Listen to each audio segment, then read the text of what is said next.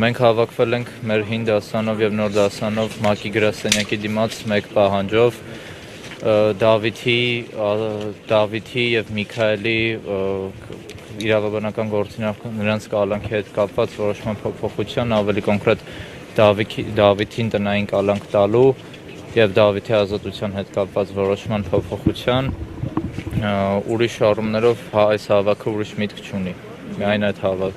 հավաքի միտքը դրանում է կայանում։ Հիմա դուք ակնկալում եք, որ որևէ արձագանք կլինի այս գերատեսչությունից, երեկ էլ գլխավոր դատախազության շենքի մոտ եք ձեր ծնողների հետ։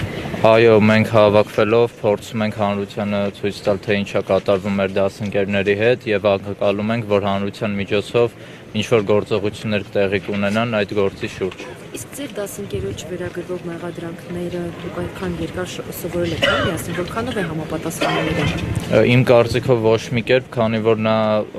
արտառոց ոչ կրվարար է եղել, շատ դաստիարակված, շատ կրթված է եղել եւ այդ մեղադրանքները նրա մասին չէին կարող լինել։ Նա այդպիսի պահված կյանքում չի ցույց տվել կամ դրսևոր է արքուստ մոտիկից ընդհանուր ծանոթ լինելով նրան։ Տեսեք, կալանքը 2 ամսով է, եթե Դավիթին չազատեն այդ կալանքից, ձեր այս ակցիաները ամենօրյա բնույթ են կրում։ Այո, կրելու են, մինչև այդ կալանքը փոխվի, գոնե տնային կալանք տրվի, ինչ-որ գործողություններ լինեն, քանի որ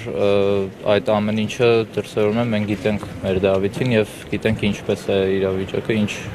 դրսևորում պետք է լինի եւ մեր պահանջը նույնպես գիտենք։ Դուք հիմա ՄԱԿ-ից ինչ ակնկալիք ունեք, որ գրասենյակի դիմաց եք ակցիա անում։ Մեր ակնկալիքը հետեւյալն է, որպեսզի միջազգային հանրությունը ուշադիր լինի եւ տեսնի, թե ինչ է տեղի ունենում Հայաստանի Հանրապետությունում, թե դպրոցականների հանդեպ, թե երիտասարդների հանդեպ եւ որպեսզի ինչ-որ գործողություններ տեղի ունենան եւ որոշումը փոխվի։ Ինչ-որ դիմում նամակ հղելու եք, թե միայն այսքանով ավարտվելու է։ Դրա հետ կապված կոնկրետ բան չեմ կարող ասել, կարող եք հետևել կտեսնեք։ Եղբայրներից Միքայելը դպրոց հաճախում է։ Հենրի Էլբակյան։ Եվ ինչպես են ձեզ ներկայացնում։ Դասընկերն եմ։ Այդ Միքայելը եղբայրներից դպրոց հաճախում է, նրա մասին ինչ տեղեկություն ունեք, գալիս է թե որովհետև ասում են նաև որ առողջական խնդիրներ ունի, հիվանդացել է, դուք ինչ տեղեկություն ունեք Միքայելի մասին։ Այս բան Միքայելի առողջական իրավիճակի մասին տեղեկություն չունեմ, նաև նույնպես թե դպրոց հաճախելու է թե ոչ։ Տեղեկությունների դեպքում իմ կարծիքով իրավաբանները կհայտնեն դրա մասին։ Դավիթի դասընկերն եմ եւ մեր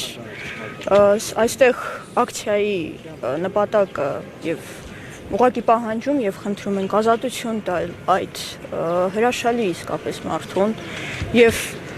հասարակության մեջ նրան չհամարել հանցագործ, առավել եւս քաղաքական ինչ-որ հանցագործ, քանի որ դա մեկը մյուսի հետ ընդհանրապես ոչ մի կապ չունի եւ մեր այս հավաքներն եւ քայլերն ընդհանրապես քաղաքականության հետ որևէ կապ չունի,